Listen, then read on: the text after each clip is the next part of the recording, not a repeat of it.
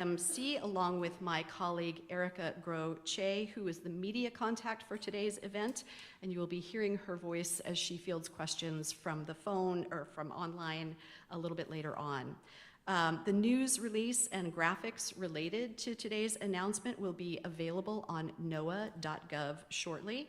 And for those of you who are joining us online, this news conference is being recorded, so if you do not wish to be recorded, please disconnect at this time.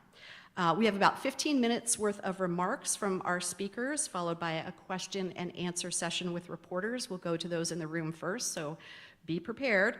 And our speakers today are NOAA Administrator Rick Spinrad, who is also the Undersecretary of Commerce for Oceans and Atmosphere. Our National Weather Service Director Ken Graham is here, and FEMA Deputy Administrator Eric Hooks is joining us as well. And we have Matthew Rosenkrantz, who is the lead hurricane seasonal outlook forecaster, here in the room for us as well. It is an honor to introduce the boss. He has held senior leadership positions across NOAA, including as NOAA's chief scientist and as the assistant administrator of the National Ocean Service and our research office as well. With that, please join me in welcoming Dr. Rick Spinrad. Thank you, Lori. And good morning to everyone.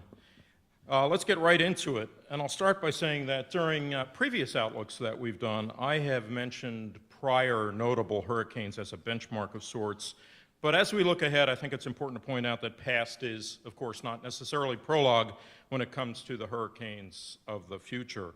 This season is looking to be an extraordinary one in a number of ways, based on our data and models with the El Nino La Nina playing out a significant role. The key this year, as in any year, is to get prepared and stay prepared. We're going to be emphasizing that throughout these comments. It's the best way to reduce risk, especially the risk of potential loss of life. Our forecasters now are better equipped than ever, especially thanks to critical investments from the bipartisan infrastructure law and the Inflation Reduction Act. President Biden's Investing in America agenda has actually allowed us to enable rapid deployment of things like advanced water models, allowed us to build near real-time, high-resolution flood inundation maps across the country, and we've also begun our path toward next-generation radar. These investments are critical. We know communities can be devastated from the impacts of hurricanes. The associated wind, storm surge, and flooding produce damage that affects local economies, affects livelihoods for years after the storm has passed. Last season, even with most Atlantic tropical activity remaining offshore from the United States, tropical cyclones caused approximately $4 billion in damages for the contiguous U.S., and in the impacts of Hurricane Hilary added in the western U.S., that number rises to nearly $5 billion. The Department of Commerce and NOAA continue to work with partners to prepare for future storms and respond to the economic impacts inflicted on communities so that they can recover more quickly in the aftermath of the storm. With the official start of the Atlantic hurricane season beginning next weekend, NOAA is prepared to support our nation today with the most accurate and reliable information and environmental intelligence for the official government outlook.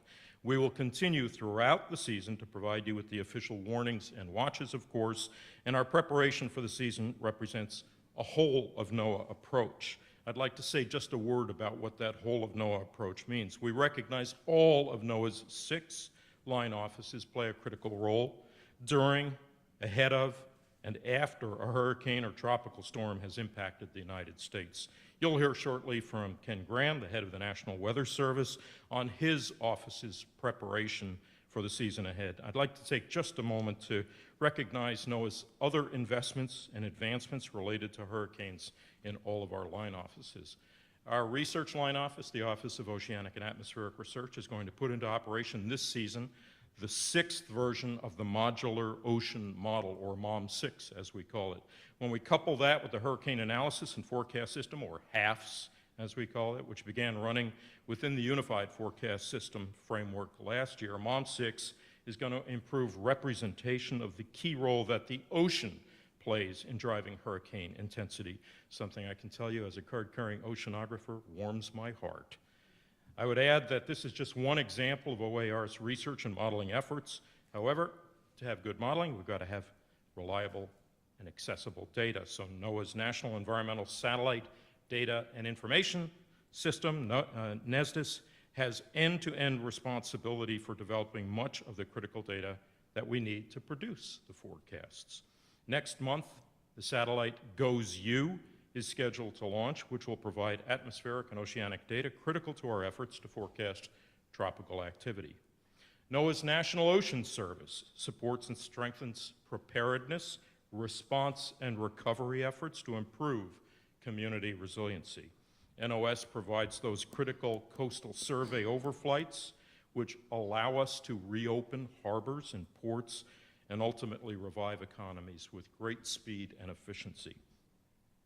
Our Office of Marine and Aviation Operations plays a critical role in obtaining data from storms while they are over the ocean. In particular, our Hurricane Hunter aircraft provide one of the only means for collecting data directly inside the storm. It's these data that provide the most improved outputs from our forecast models, and in fact, Hurricane Hunter aircraft data were critical to observing the rapid intensification that we saw of Hurricane Otis in the eastern Pacific last season, which, as you'll recall, made landfall as a devastating Cat 5 hurricane near Acapulco.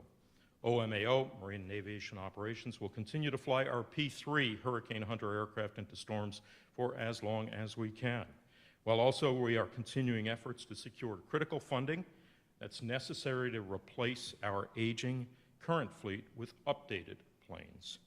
And NOAA's National Marine Fisheries Service is critical in the recovery efforts of after storms past, including things like assessment of reefs and the conduct of coral rescue and stabilization. These are key efforts to help marine environments and local economies recover. Let me just say a quick word about our partnerships, too. That was my run-through on the internal, the introspective aspect, but preparing for and responding to hurricanes requires that we at NOAA work closely with our partners in the federal government, the private sector, state governments, local jurisdictions, and of course, NGOs and academia. And I'm delighted today to be joined by the FEMA Deputy Administrator, Eric Hooks, who will have an opportunity to share with you some of the perspectives from FEMA in just a few moments.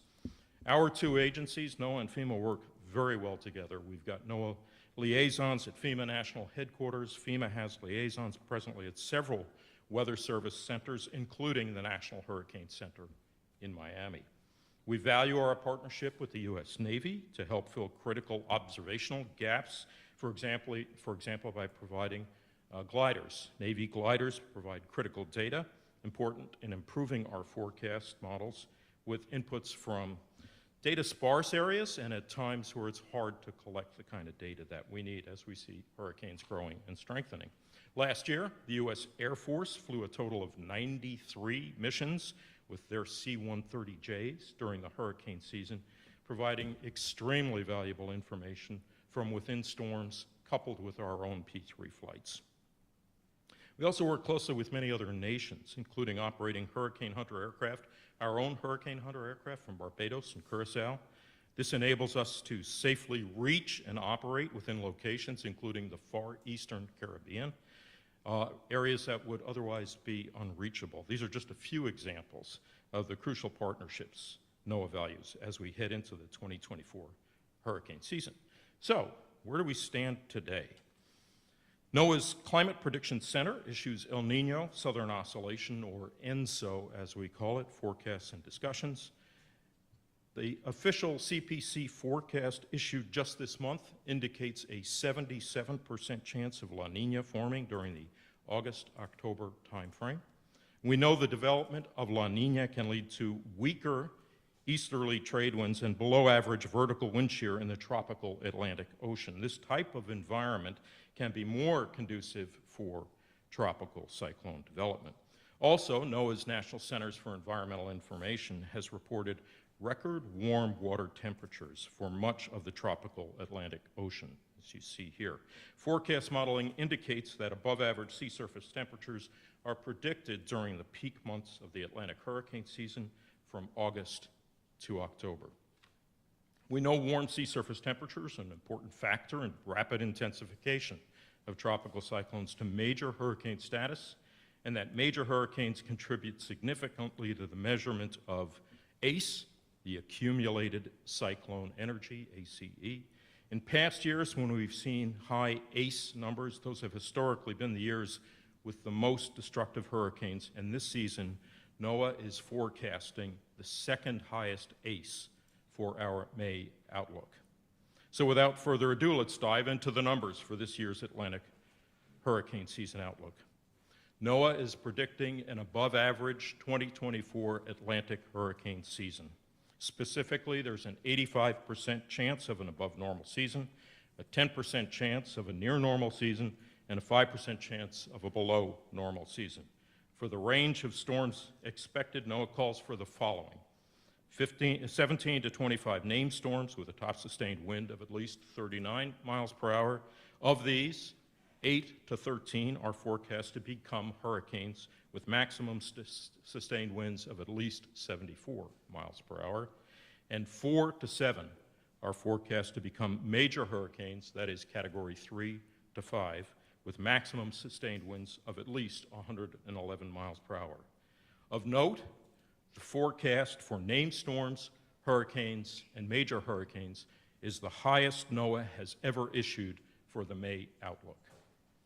In addition, ACE projections range from 150% to 245%, which, as I previously noticed, is the second highest ACE forecast to start a season, only behind 2010.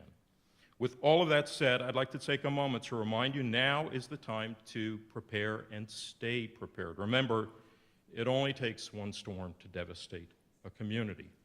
And it's prudent to prepare now because once the storm is headed your way, it all happens so rapidly, you won't have the time to plan and prepare at that point. Before I close, I'd also like to give a special thanks to the very skilled and dedicated forecasters at the National Hurricane Center in Miami, who work around the clock to deliver timely and accurate forecasts each and every hurricane season, as well as the hurricane hunters who fly hundreds of hours each hurricane season to support critical hurricane forecasting and research. I've done 6 penetrations of a hurricane in a P3, and I can tell you, my heart goes out to that team of brave aviators, and the numerous members, of course, of the emergency management community who are so critical to protecting lives and property. The experts at the Climate Prediction Center who develop seasonal outlooks, including the hurricane season outlook, who use a number of tools to help decision makers, emergency managers, and the public when preparing for the season ahead. And finally, the dedicated forecasters throughout the National Weather Service who work around the clock, 24/7, 365, in every single U.S. community to provide weather forecasts and warnings upon which every person in the nation depends. The dedication of these public servants quite literally saves lives, safeguards our communities and businesses. We need this entire team of top skilled experts to produce the NOAA Seasonal Outlook, which is the official outlook for the federal government. And now it's my pleasure to introduce the head of the National Weather Service, the director, Ken Graham. Ken, the floor is yours.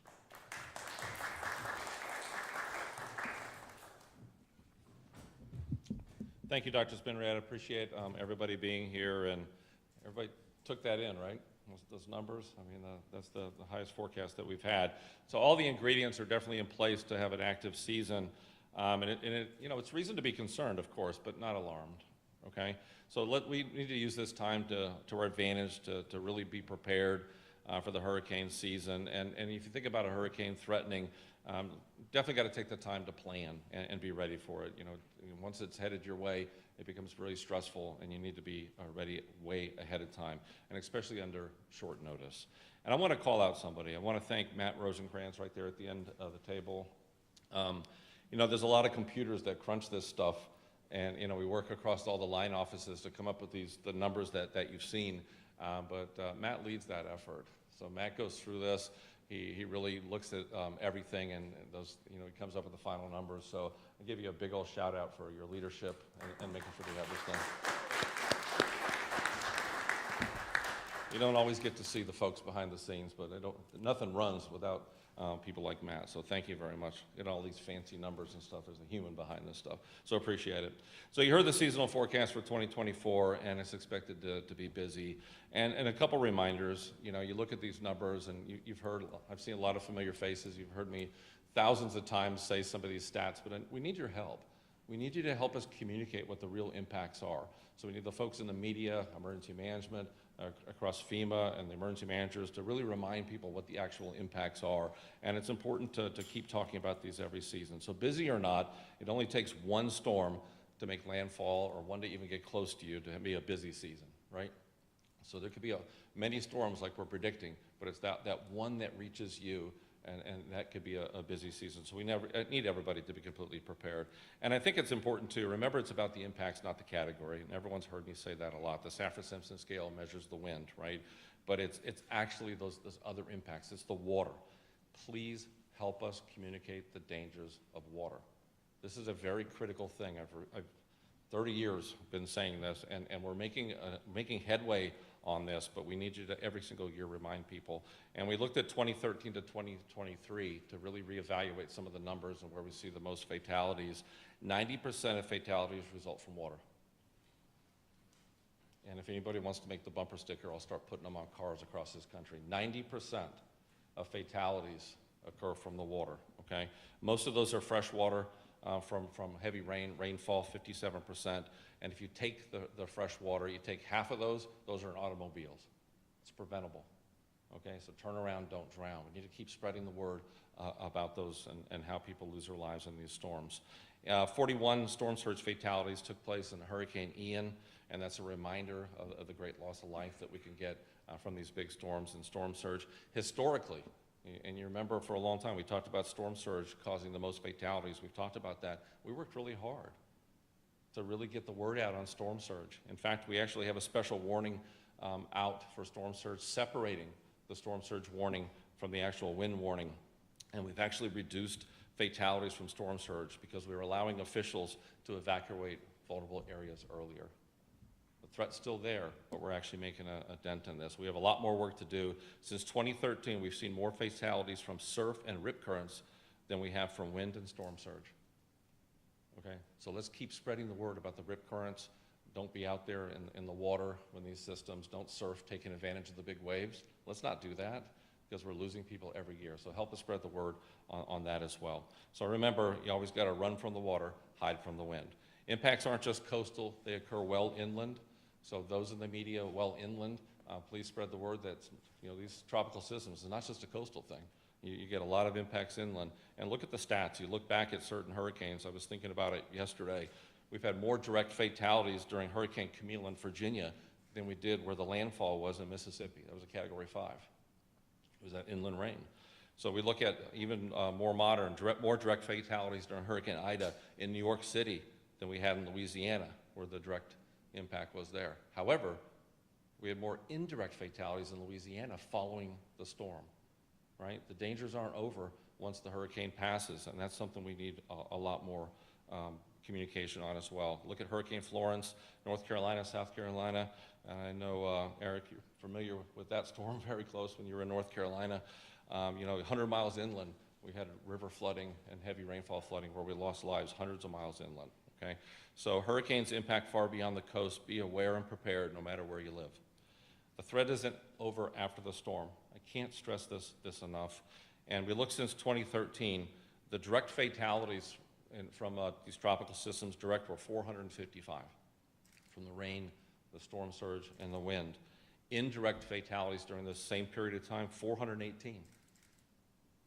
You see what I'm saying? So take that in when you think about the dangers aren't over when the storm passes. And a lot of those fatalities are just cleanup, right? It's going out too early. Please listen to those local officials. They know what they're talking about, right? Listen to those local officials. And a big one, you look at Hurricane Laura, you think about the category that we had there. We had an 18-foot storm surge in Louisiana.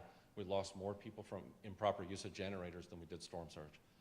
Please help us remind everybody to use generators correctly, outdoors, not indoors, away from open windows and that sort of thing, because we lose a lot of lives from these things.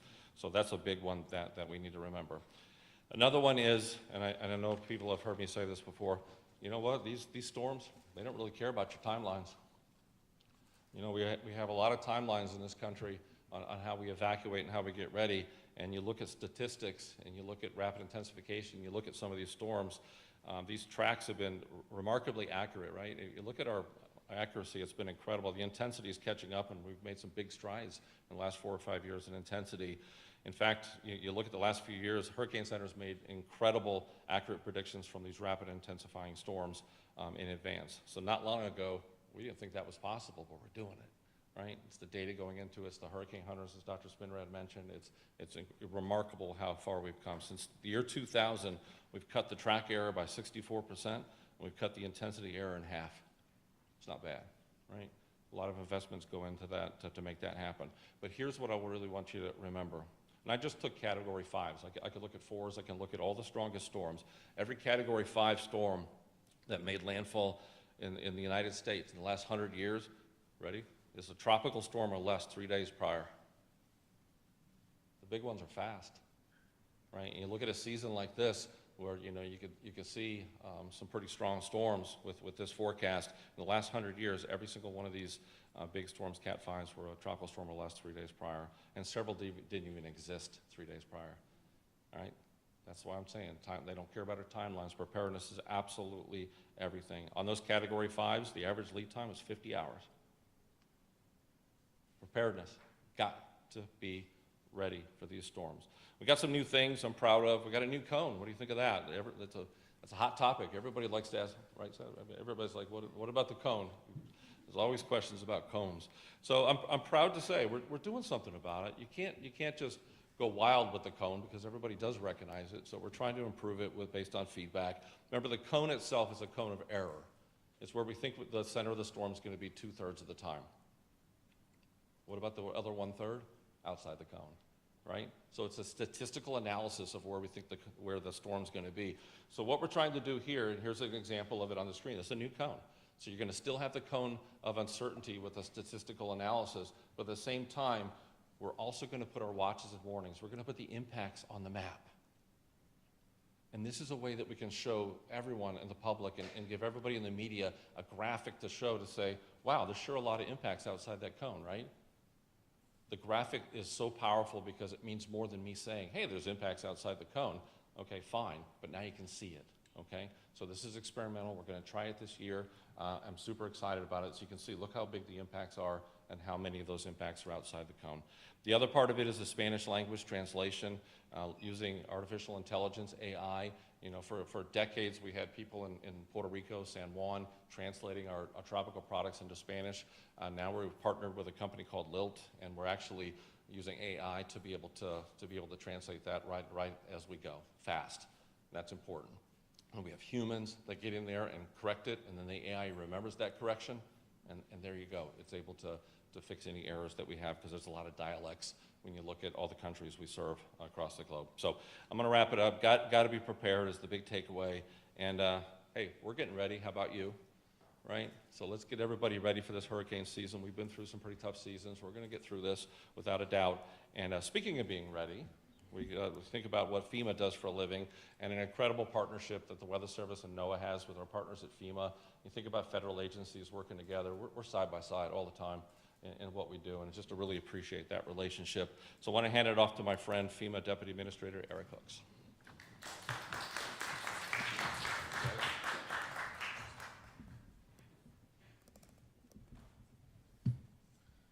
Thank you, Ken. Thank you for our long-standing friendship and partnership.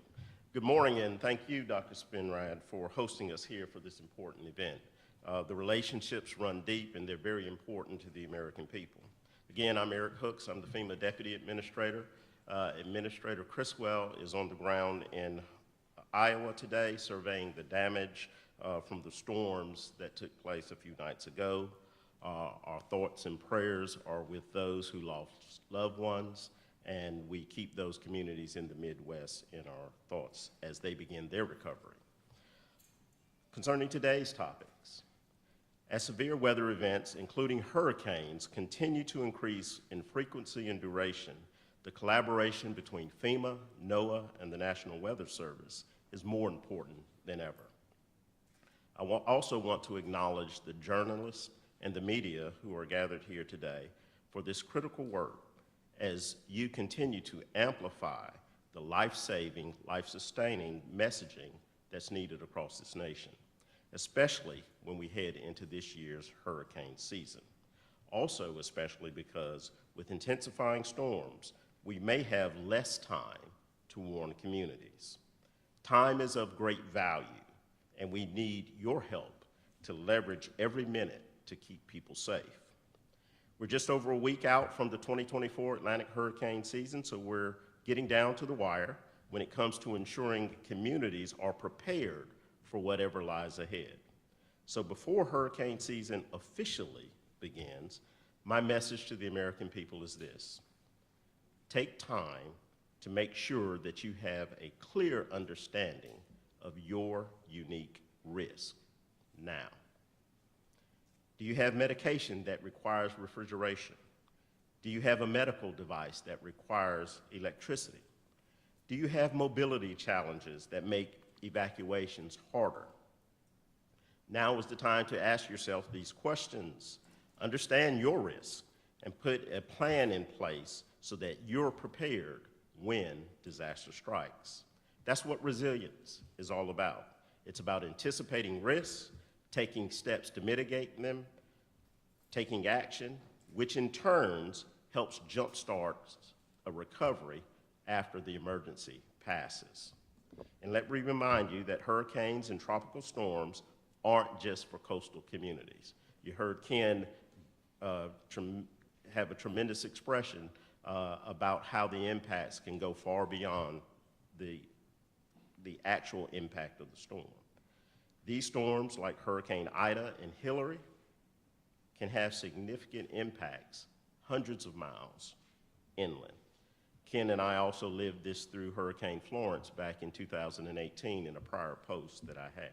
Impacts far extend beyond coastal communities. So all of us, from the federal level, tribal nations, state, local communities, and at the individual level, need to start getting risk ready today to ensure that we're prepared for tomorrow. You might be wondering, what is FEMA doing to prepare for hurricane season? Well, I'll gladly tell you. Earlier this year, we opened a new distribution center in Greencastle, Pennsylvania, tripling our capacity and better positioning us to rapidly deploy along the mid-Atlantic and Northeast. Because as I said before, time is of great value in the response and recovery process. So this hurricane season, we're going to pre-position earlier than we ever have before to reach people even faster. We delivered hurricane readiness training to over 4,000 emergency managers through our partnerships with NOAA and the U.S. Army Corps of Engineers to ensure that we're in lockstep with our partners on the ground. We've made historic updates to the way individuals and families can receive our assistance to increase flexibility in our programs and jumpstart recovery more efficiently. And we're working with communities to better understand their risks and be in the know when it comes to their evacuation plans. We want people to know where to go, what to bring, and where to get good and trusted information. Everyone here today, and everyone listening in, has a critical role to play, making sure our families, neighbors, and communities have what they need to stay safe this hurricane season. If you haven't done so already, I ask that you take some time over the next few days, really take some time right now, as soon as this conference is over, to think about what you need to do to protect yourself, your loved ones, and even your pets should a hurricane head your way this summer. Don't put it off. The time to act, the time to prepare is now. So with that, I'll turn it back over to Lori, and thank you for having me today.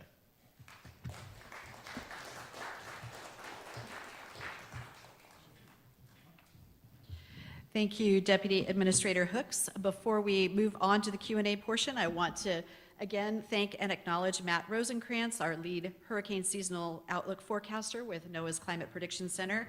And note again that Matt is available to answer questions about the science behind the hurricane outlook. We'll begin with questions from reporters in the room. Please raise your hand and a member of our team will bring a microphone to you. For those of you joining us by webinar, you may ask a question by using the Q&A feature within the platform, and my colleague Erica Grow-Che will announce the questions as they come in. If possible, please let us know who your question is directed to, and we'll do our best to answer all questions in time available. In the grand tradition, since we are at the National Press Club, I will go to our wire reporter first. Dare I say the male Helen Thomas? I'm not quite sure. Seth Borenstein. Seth Borenstein, Associated Press. This would be for Ken and Rick. In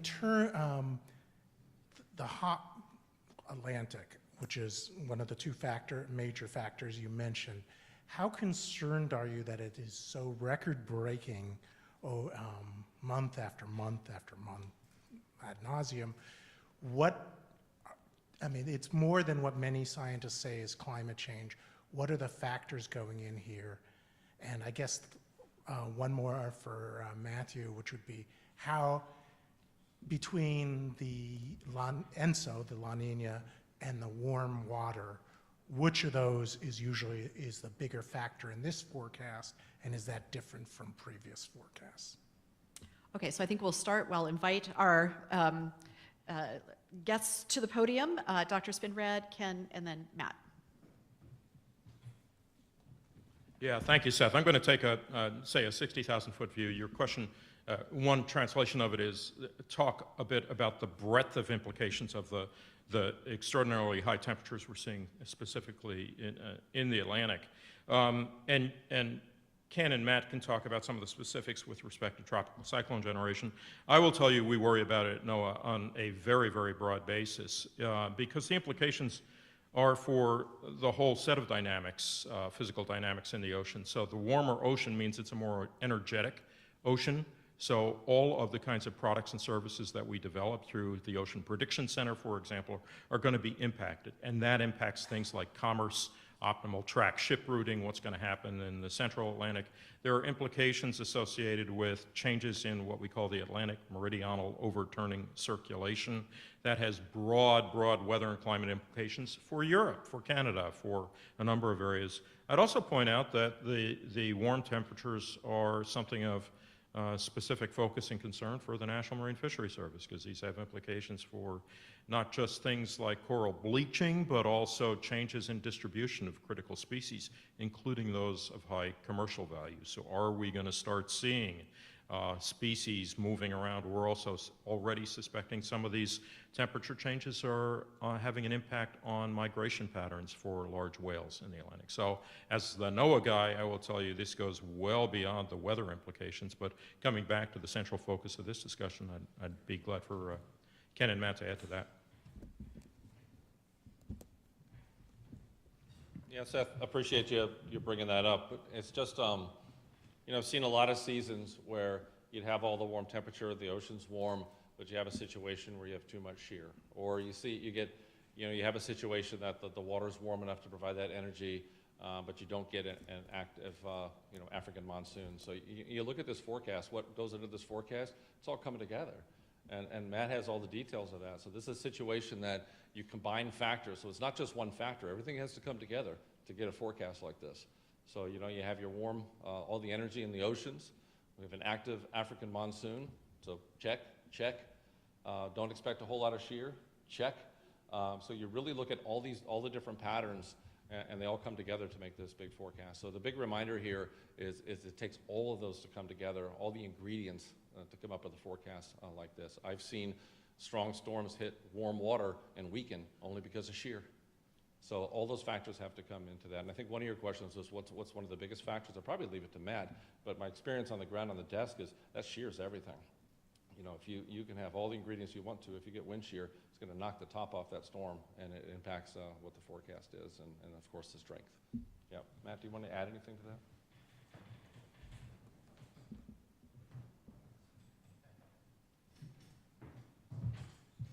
Yeah, so you asked about the relative importance. The warm sea surface temperatures in the Atlantic really did contribute to the higher ends of this outlook, where the La Nina reducing that wind shear in bulk really lets those temperatures, the warm sea surface temperatures and the West African monsoon influences really kind of shine through. And it's really mostly a lot of those wind shear changes happen in the western part of the basin, the Gulf of Mexico and the Caribbean. That's where those most notable wind shear reductions that allow those storms that Ken just talked about to kind of really stay together. So those are the kind of major factors in the season. We've retrained some of the regressions this year, and when I do that, the sea surface temperatures in the Atlantic and the El Nino or La Nina conditions, they actually have about the same amount of weighting in those regressions. So any given year, they're about the same. And they explain about 35 to 40% of the variance, each one of them.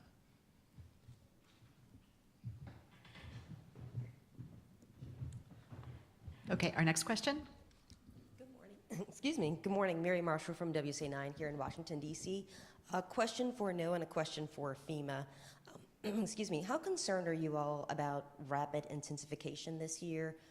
You mentioned earlier that you got about 50 hours. That's not a lot of time to do a lot of evacuating. Just how concerned are you all about it given the warm ocean temperatures and the wind shear? And for FEMA, are there any special funds set aside for Gulf states? A lot of these communities are having a hard time either obtaining insurance or paying the higher insurance cost when it comes to tropical systems.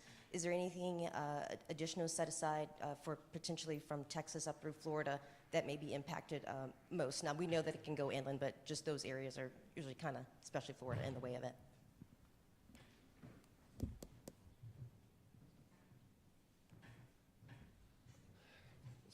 So my answer about, how concerned about the rapid intensification, it's an interesting answer, honestly, because I worry about that every season. Now, you go back to 1992 when you had a strong El Nino year. We didn't have any storms, but we had Andrew, Category 5, where it was rapidly intensifying. So, the stat that I had about in the last 100 years, all the strongest storms, the Cat 5s, have all been rapid intensifiers.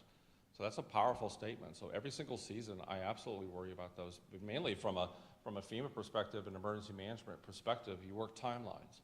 So you practice, you exercise these timelines. At this point, we're going to do this. We're going to open shelters. At this point, we're going to look at evacuation. So you work that timeline.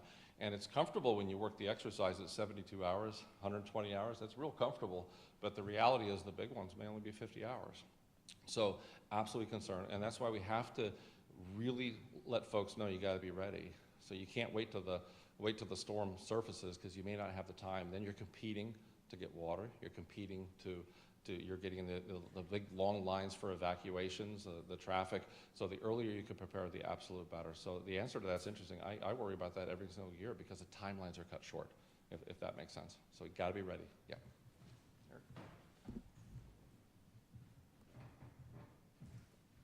Thank you for the question. Certainly echo Ken's sentiments.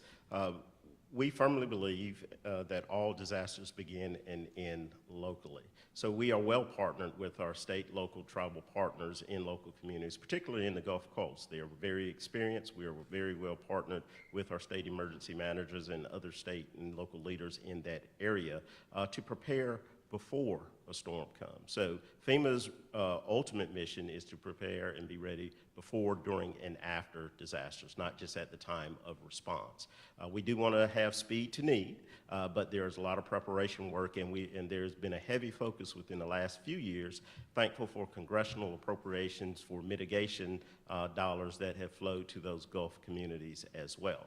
For the entire response season and throughout the year, we rely on the Disaster Relief Fund, and so those appropriations for response would be available to those Gulf states. And again, we're well partnered with them.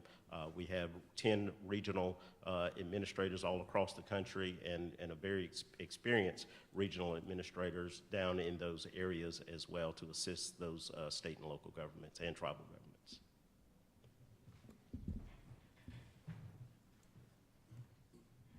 Okay, other questions from reporters in the room? Yes, here in the front and other side. I think she'll get there. You go. Good morning. Thanks for holding this briefing. I just wanted to make sure I understand. Are you saying that you have never issued a forecast this alarming in the past? And I also had a second question, and that has to do with more specifically, you mentioned how infrastructure could be affected, shipping and that sort of thing. Do you have any thoughts on how this could affect infrastructure along the coastlines, such as LNG, export terminals, and other infrastructure? And this may be two questions for two different people. Thank you. Ken, why don't you start, and I think Dr. Spinrad might have something to add, and then Deputy Administrator Hooks as well. So yeah, you heard it right, but I just urge, let's watch how the terminology we use this season, because that forecast is the greatest number of storms that we've forecast, right? So when we've got to, we have a responsibility, all of us, just let's keep everybody calm out there, because we've been through a lot across the country, a lot of storms. We're dealing with Iowa, the FEMA administrator is now. We've had literally, you look at our severe weather warnings, we're well into the 4,000s, if not 5,000 warnings this season. So I think, yes, it's the highest number, but at the same time, let's bend it really quickly as a community to say it's about being ready, right? Because social media is going to take this, and there's going to be a lot of terminology like alarming and some different things like this. So I think that a big responsibility we have to say this is the greatest number, so now's the time to be prepared. See that linkage? So I'm going to try to use that terminology as much as possible. I know the Hurricane Center is going to be doing the exact same thing, but yeah, greatest number that we forecast. Yep. Let me say a couple of words on the infrastructure question, then ask Deputy Administrator Hooks to join us as well. So, yeah, the impact on ports and harbors and coastal communities, for that matter, is something we look at very carefully. So parts of the products, and this is the advantage of the new cone depiction that Ken alluded to, is being able to understand what storm surge, what wind and waves look like, and what they're going to do to these facilities. But I also want to point out, as we saw manifestly in the tragedy associated with the Key Bridge in Baltimore just last month, that we have a post-disaster responsibility as well, and that is to make sure that navigation can continue safely. And in the case of the Key Bridge, because we had navigation response teams that could go and survey the area, we were all able to open a navigation channel within days after that bridge collapse. So similarly, when we see this kind of impact on coastal communities, especially our major ports in the coasts, we want to make sure we're able to deploy and do the kind of survey work with our colleagues in emergency management to ensure commerce can continue apace. Eric, would you like to come? Thank you, sir. Thank you, ma'am, for the question. FEMA works extremely well and in very close contact with CISA, as well as the Coast Guard, who have captains of the port too as well to monitor critical infrastructure. And you may have heard us use the term in previous times about the whole of community. It really does take the whole of community. Most of the critical infrastructure in the United States is owned and operated by the private sector. So the business community, the private sector, as well as faith-based communities all have a role to play in ensuring that they have fortified their structures to the best of their ability.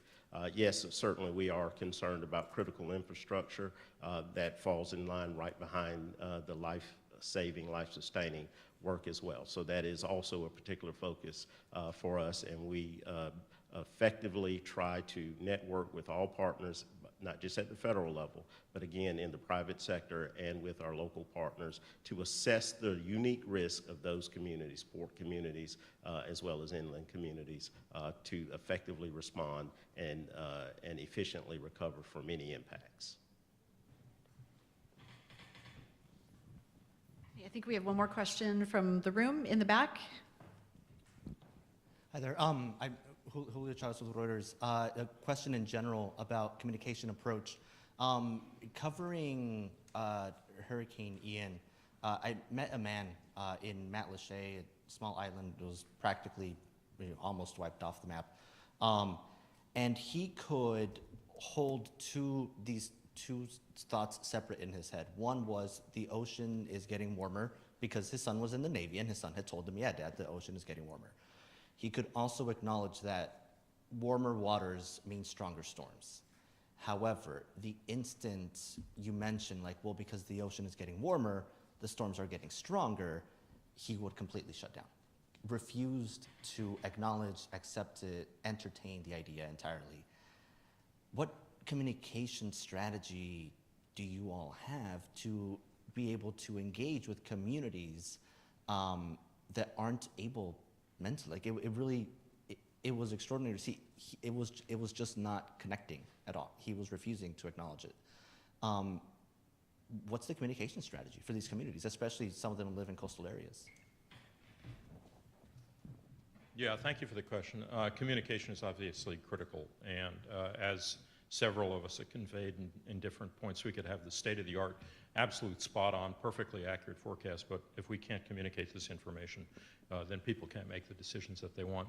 Speaking for NOAA, I will tell you, we take a many-faceted approach towards communication. One is obviously making sure that everybody has access to these wonderful products and services, and also hearing what they need. So translating the science into action-oriented recommendations, if you will, or decision aids is part of the communication. So understanding how to do that. Work with the private sector as well, because there's a strong private sector component, provide information to users. But the other thing that I would say, in many respects, it is the special sauce, if you will, is that NOAA has boots on the ground throughout the country. So we have our production centers, and then we also have weather forecast offices, river forecast centers around the country. We also have Sea Grant extension agents on the pier in the community. We have climate adaptation partnerships with many of the academic communities. So we're not just relying on us as the federal government conveyors of information. We're working with our academic partners, our private sector partners, and local communities. And through that multi-pronged approach, we hope we can convince people to take the information we're providing and take appropriate action.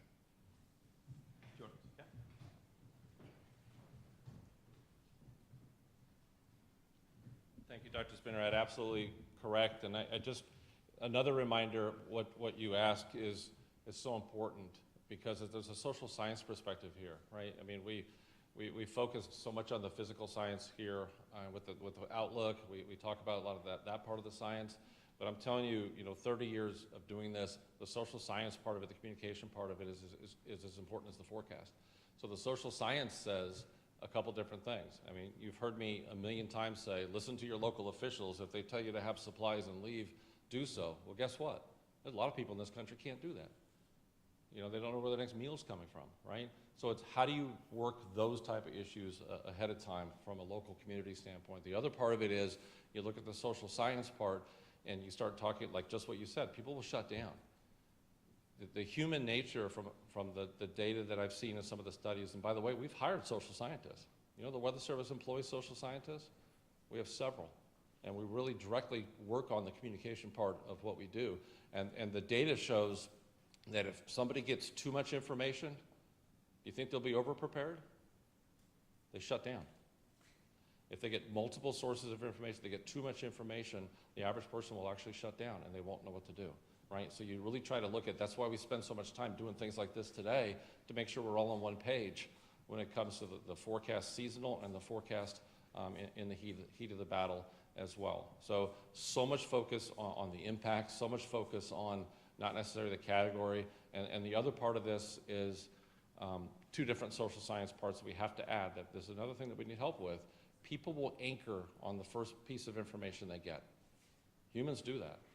In other words, you'll start looking at a forecast 50 hours out, 70 hours out, 100 hours out. Somebody will lock onto that forecast and not look at the updates. So we have to keep reminding people, look at the latest information. It changes. You think about a rapid intensification situation, that forecast could be very different 6, 7, 8, 10 hours later. So we really urge people to really get the latest part of that information. So social science is a big part of what we do. So thank you for that, and we need help keep communicating those impacts.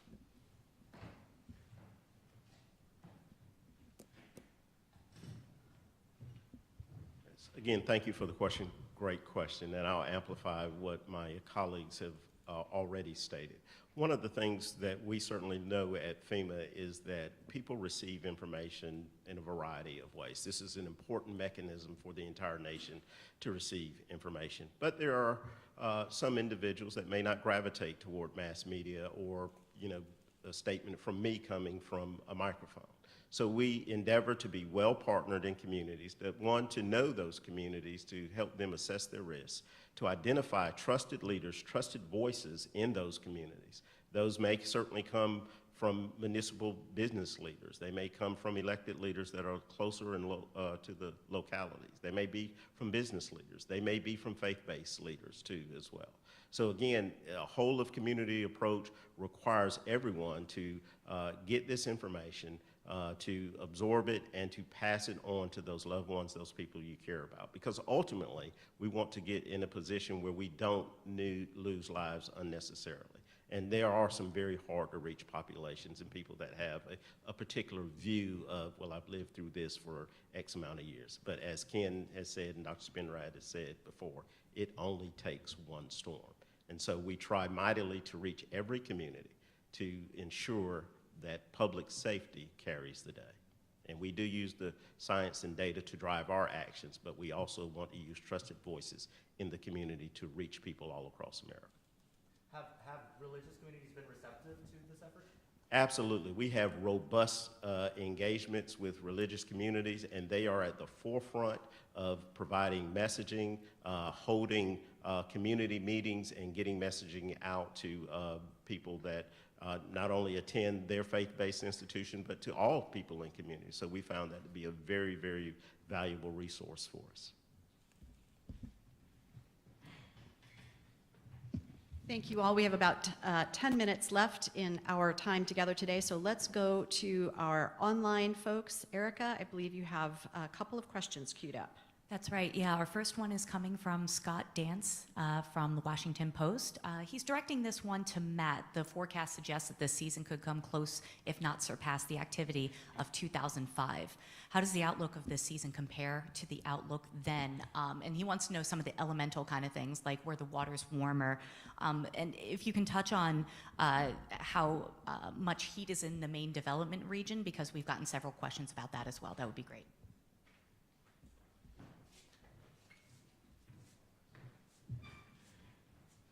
So the outlook for this year is, it definitely has higher ranges than we had forecast in 2005. Again, these are the highest ranges we have forecast. The sea surface temperatures in the main development region right now are 1 to 2 degrees centigrade or 2 to 3.5 degrees Fahrenheit above normal.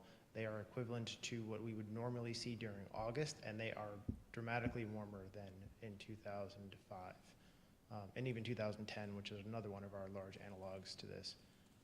And can you repeat the rest of the question? There's a lot in there. Yeah, we've gotten several questions about ACE and about the amount of heat in the main development region. People want to know if that is the main contributor to this outlook, or if, can you pin down one particular thing that made this outlook the biggest that you've ever had, or is it the confluence of factors? It's really the confluence of factors. All the things that Ken talked about and Dr. Spinrad talked about, the active West African monsoon, the coming La Nina. It really does take kind of most of the planet circulation changing to really, and aligning to really get these kinds of numbers to have the potential even for them. The local sea surface temperatures in the Atlantic, again, they are record warm. They are also the main development region, and portions of that are 120 days ahead of, right now they're ahead of schedule where they would be for later this year for portions of them. And that can have a lot of implications for both early season and late season activity. And that longer season is typically what we see of these busy seasons as well. They're linked. They're not separable on those two things. It's the longer season and the bigger seasons are usually because of those longer seasons. We do have a similar question that is appropriate for you, Matt, before you walk away from the podium, from Amy Green of Inside Climate News, who wants to see if you can talk about ACE in layman's terms. Yeah, so ACE, the accumulated cyclone energy, is you take the measurement of the wind at every advisory that comes out from the National Hurricane Center every 6 hours, so 0, 6, 12, and 18 Zulu time or Greenwich Mean Time. You take that value, you square it, and then you add that up throughout the entire hurricane season. We divide by 10,000, so that way the number is not so large, because otherwise it just has lots of zeros at the end of it that you don't really need. So that's really it, and it's a really good measure of the amount of energy. It goes back to our physics classes where energy is the square of the speed. So we just square the speeds. It's a really good relationship, just from any physics you took in your basic high school, and we apply that to the entire hurricane season. Thank you, Matt. Our next question is going to be for Deputy Administrator Hooks. This is from Sophia Schmidt of WHYY. Sophia would like to know if you can give some specific examples of steps that people can take to prepare, especially if they have medical devices that require electricity, mobility challenges, or medications. Sure, thank you for the question. Yep. First of all, we want to make sure that, that your local emergency management, your local community knows where these individuals may live, so that they and first responders can respond to them in a priority manner that may meet their unique needs too as well. It also will provide information to your local emergency managers and your first responders so that they can help tailor evacuation plans for you, can help tailor what hospital needs you might have, identify shelters and places that may have backup generators that can support your medical devices and your particular unique medical needs or your mobility and functional needs as well.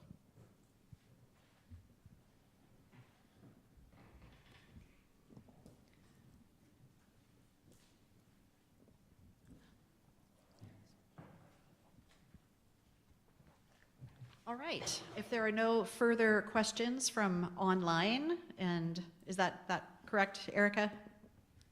That's all we have time for. It's 10:57 a.m. Okay. If there are other questions that have not been able to be answered, just reach out to Erica, and she will be happy to help connect you up. You can reach her at NWS, standing for National Weather Service, .pa@noaa.gov. I want to thank again all of our speakers today, Dr. Spinrad, FEMA Deputy Administrator Hooks, and National Weather Service Director Ken Graham, and of course our lead hurricane forecaster, Matt Rosencrantz. As a reminder, the release for today's announcement is available at NOAA.gov, and a recording of the event will also be added to the news release later this afternoon. So that does conclude our press conference. Thank you for joining us, and have a great day.